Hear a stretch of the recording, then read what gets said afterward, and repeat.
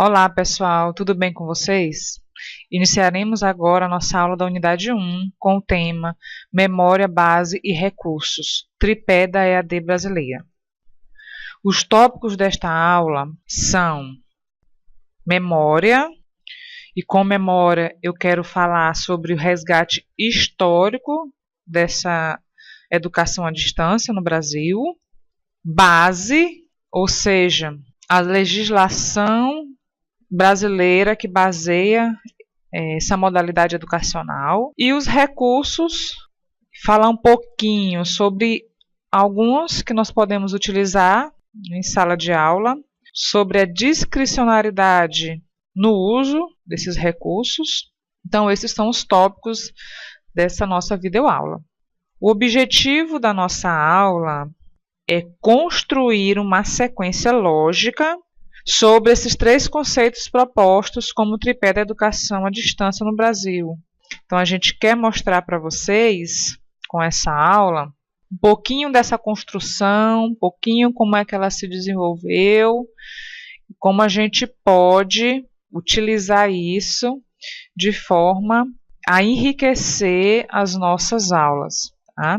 Com relação à memória, que é aquele resgate histórico que eu falei para vocês, a gente tem os eventos principais que foram destacados para apresentar aqui para vocês. Tá? Então, a gente fez uma linha cronológica de alguns pontos, né, que ocorreram em alguns anos. Então, a gente tem aí como primeiro ponto que ocorreu em 1904, que é o ponto, né, que eu chamo de pontapé inicial da EAD no Brasil, tá?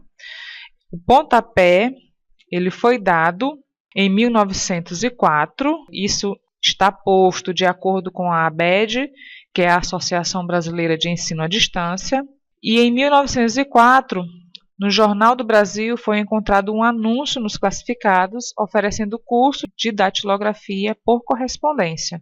Então, aí tem esse marco da educação à distância no Brasil. Já um outro ponto a ser destacado se dá em 1923, com a criação da Rádio Sociedade do Rio de Janeiro. Essa Rádio Sociedade foi criada por um grupo liderado por Henrique Morise e Edgar Roquette Pinto, e ele oferecia cursos de português, de francês, de silvicultura, de literatura francesa, radiotelegrafia, telefonia. Então, aí se deu o início da educação à distância pelo rádio. Outro ponto se dá em 1939, com a criação do Instituto Monitor. Ele surgiu em São Paulo, esse instituto, e ele é o primeiro instituto brasileiro a oferecer sistematicamente cursos profissionalizantes à distância por correspondência, na época ainda com o nome de Instituto Rádio Técnico Monitor. Já em 1941, surgiu, creio eu, que o mais famoso dos institutos, penso que não seja dessa época de vocês, né? Mas eu lembro de ouvir muito falar desse instituto, que é o Instituto Universal Brasileiro, né, que ele surgiu em 1941, mas na década de 80, 90, ele ainda era muito falado, né, era muito usado ainda pelas pessoas para fazer cursos por correspondência. Então, esse é o segundo instituto brasileiro, o primeiro foi o Instituto Monitor, e o segundo é o Instituto Universal Brasileiro. Esse é o segundo instituto brasileiro a oferecer também cursos profissionalizantes de forma sistemática. Esse instituto, ele foi fundado por um ex-sócio do Instituto Monitor. Ele formou mais de 4 milhões de pessoas. Juntaram-se ao Instituto Monitor e ao Instituto Universal Brasileiro outras organizações similares, e elas foram responsáveis pela formação de milhões de alunos em cursos abertos de iniciação profissionalizante. Em 1947, surge a Universidade do Ar. Sugiro a vocês a leitura do material complementar que fala um pouquinho sobre a história do desenvolvimento dessa universidade, inclusive não só no Brasil, né, já que ela é importada, fala desse histórico de quando ela iniciou no exterior e foi trazida para o Brasil. Então, vocês podem aprofundar essa leitura lá nesse material, disponibilizado para vocês. Então, em 1947, surge a Universidade do Ar. Ela vem patrocinada pelo Serviço Nacional de Aprendizagem Comercial, que é o SENAC, o Serviço Social do Comércio, que é o SESC, e algumas outras emissoras. E o objetivo era oferecer cursos comerciais radiofônicos. Os alunos estudavam nas apostilas e corrigiam exercícios com o auxílio dos monitores. Posteriormente, em 1976, é criado o Sistema Nacional de Teleeducação, com cursos através de material instrucional. Já em 1991, o programa Jornal da Educação, edição do professor, que foi pensado e produzido pela Fundação Roquete Pinto. Então, reparem aí que a Fundação Roquete Pinto, ela tem um histórico de contribuições para o desenvolvimento da educação à distância no Brasil. Então, continuando, esse programa, esse jornal, ele foi produzido e pensado por essa fundação. E em 95, com o nome Um Salto para o Futuro, foi incorporado a TV Escola, que é um canal educativo da Secretaria de Educação à Distância do Ministério da Educação, e tornou-se um marco na educação à distância nacional.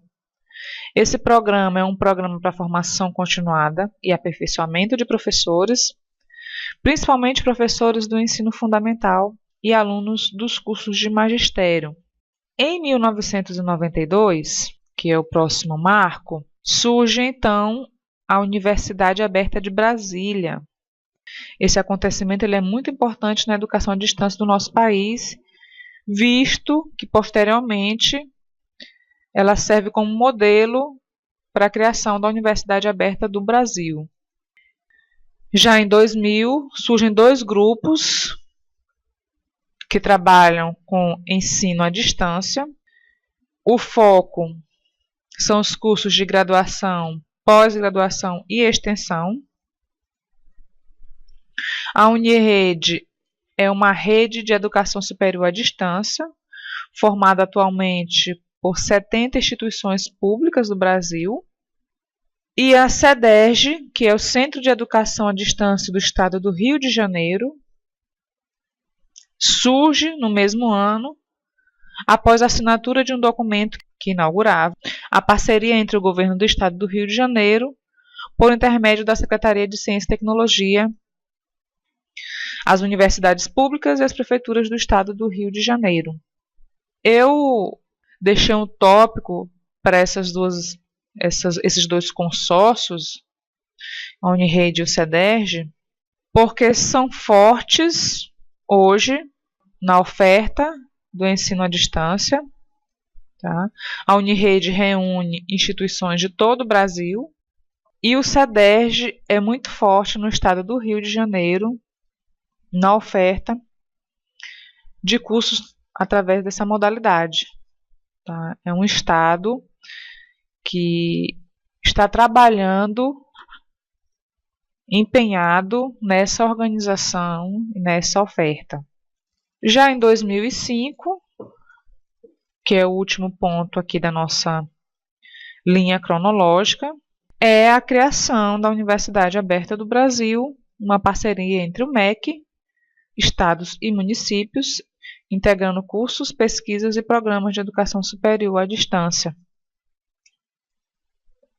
Desde então, a Universidade Aberta do Brasil cresce com a adesão de novas universidades, com a oferta de novas vagas para cursos superiores e vem fazendo história no desenvolvimento da educação à distância no Brasil.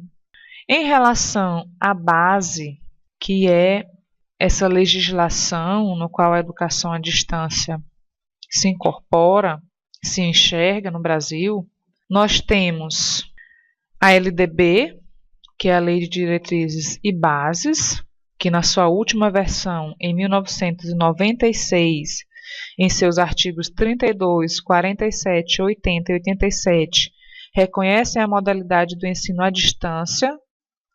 Tá? Vocês podem verificar esses artigos que estão disponibilizados na referência desse material, dessa aula. Tá?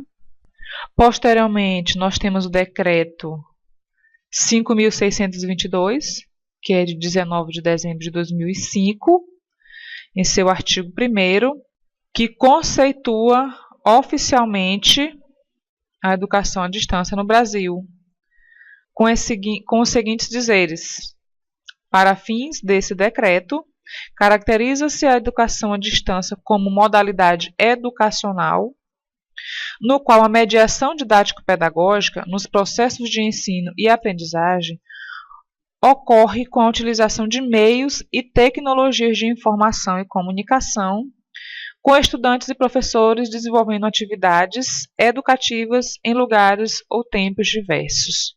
Já em 2006, entra em vigor o Decreto 5.773, de 9 de maio, e ele fala sobre o exercício das funções de regulação, supervisão e avaliação de instituições de educação superior e cursos superiores de graduação e sequenciais no Sistema Federal de Ensino, incluindo os da modalidade distância.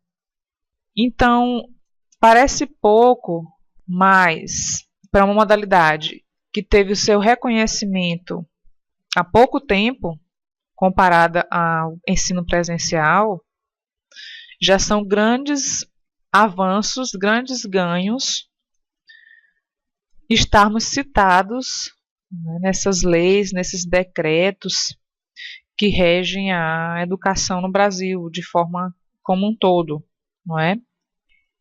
E em 2008 tem o pioneirismo em São Paulo, que é o pontapé da inserção do ensino à distância no ensino presencial, com uma lei que permite o ensino médio à distância, onde até 20% da carga horária poderá ser não presencial.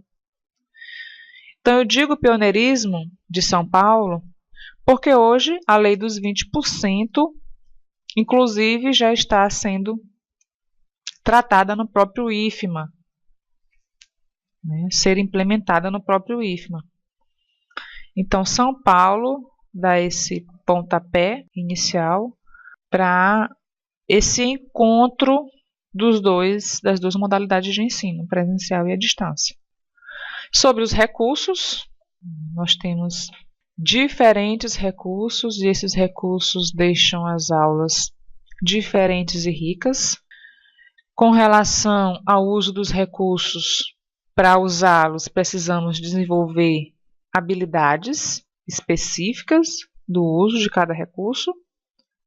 Tá? Então, antes de eu levar qualquer tipo de recurso tecnológico para a sala de aula, para a escola, eu tenho que saber usá-lo, eu tenho que dominá-lo para que eu mostre ele para o meu estudante e consiga sanar as dúvidas dele com relação ao uso daquele material.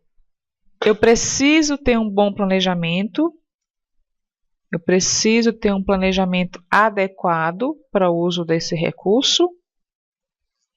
Sem esse planejamento, o recurso na sala de aula, ele pode ir para um outro caminho que não é o desejado, tá? O recurso traz o que a gente chama de aprendizagem colaborativa, que é que todo mundo aprende junto, né? Todo mundo aprende ao mesmo tempo, e um ajuda o outro na construção desse novo conhecimento. Com relação aos recursos, é claro que nós temos vários, né? Eu estou falando aqui dos programas de computador e dos aplicativos de celular, que a gente tem esses recursos muito em alta hoje, principalmente os aplicativos de celular.